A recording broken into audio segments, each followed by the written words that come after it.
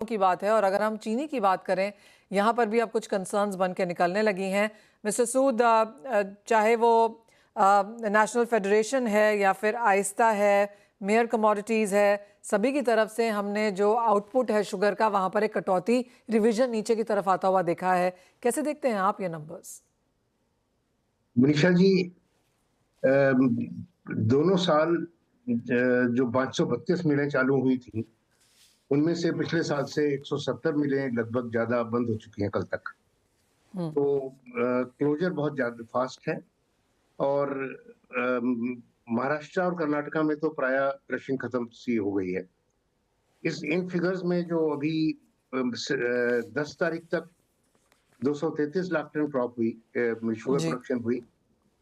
इसमें जो इथेनॉल की सप्लाई हम समझते हैं कम होगी, 4 मिलियन टन डाइवर्शन के बजाय मेरे विचार में 3.25 रह जाएगी, क्योंकि क्रशिंग जल्दी खत्म हो रही है, तो बी हैवी कहाँ से मिलेगा। तो अम, वो भी इसमें इंक्लूडेड है। अगर वो 4 मिलियन चला जाता तो और भी कम होती। और अगर मेरे विचार में 26 हो जाए मिलियन टन, 260 लाख टन, तो वो बहुत है। और दूसरी तरफ अगर डिमांड की बात देखी जाए तो वो कम नहीं है। काफी एनालिस्ट ने कहा, एसोसिएशन ने कहा कि 28 है या 29 है। मेरे विचार में 29.5 की तरफ जा रही है। और तो स्थिति बहुत अच्छी नहीं है। ये जरूर है कि कुछ एलोकेशन भारत सरकार ने कम करी है पिछले साल से, मार्च तक के 6 महीने में। और ये करीब 27 साढ़े 27 मिलियन टन के हिसाब से एनुअल रेट पर है। तो अगर 29.5 मिलियन टन एनुअल रेट करना है तो इनके पास गुंजाइश है एलोकेशन और करने का। उसके अलावा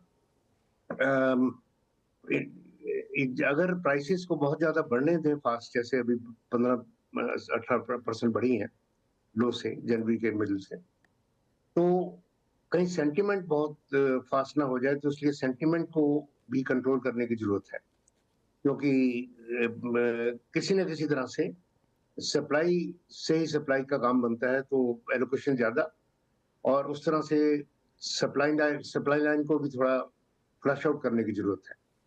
तो मैनेजमेंट मेरे विचार में हो सकती है, इंपोर्ट की आवश्यकता नहीं पड़ेगी, पर क्लोजिंग स्टॉक कम रहेगा। क्या क्लोजिंग स्टॉक देखते हैं आप, मिस्टर सूद? करीब करीब 40 लाख टन, पिछले साल के 80 लाख टन की बजाय। तो वैसे अभी 60 लाख टन की बात पुरानी हो चुकी है। 40 भी अपने में काफी है, अगर मैनेजमेंट ठीक हो, अगर पाइपलाइन में माल ना रुक जाए।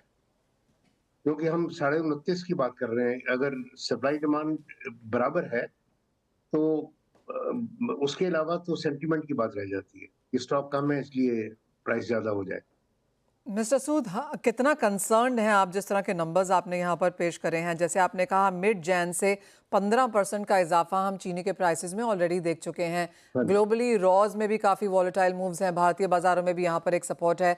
जिस तरह के नंबर्स यहाँ पर हैं, क्या ये कंसर्निंग सिचुएशन है एज ऑफ नाउ? आने वाले 2-3-4 महीने, स्पेशली समर डिमांड तो वैसे भी चीनी की ज़्यादा रहती है, क्या हम इवन हायर प्राइसेस की तरफ जा रहे हैं? जी हाँ।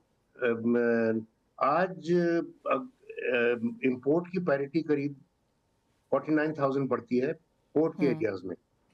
तो वहां तक तो प्राइस पहुंचना नहीं लग रहा। पर प्राइसेस काफी बढ़ने की संभावना है इस लेवल से।